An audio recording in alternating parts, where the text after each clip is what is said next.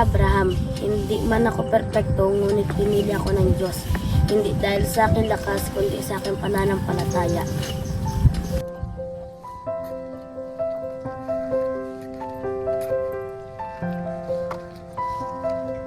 Sabi ng Panginoon, umalis ka sa iyong lupain, sa iyong sanggunian, at pumunta ka sa aking lupang ituturo.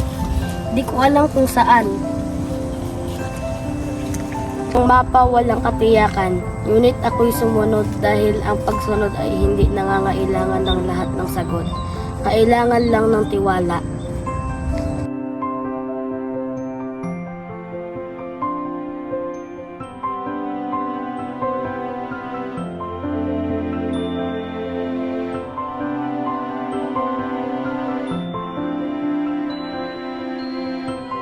Nang ako'y walang anak, sabi ko, Panginoon, paano ako magiging ama ng maraming bansa?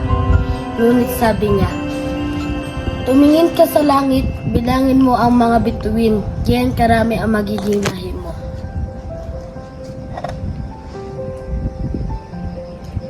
Dumating si Isaac, ang anak kong pinangarap, ang anak kong minahal.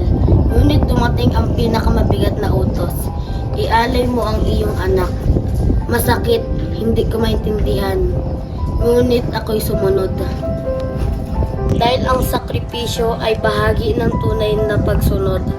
At nang itinaas ko ang kutsilyo, tinawag niya ako, Abraham, Abraham, at sinabi ko, narito ako. At doon ko lalong naunawaan, ang Diyos ay tapat, mapagkaloob, at hindi magkukulang.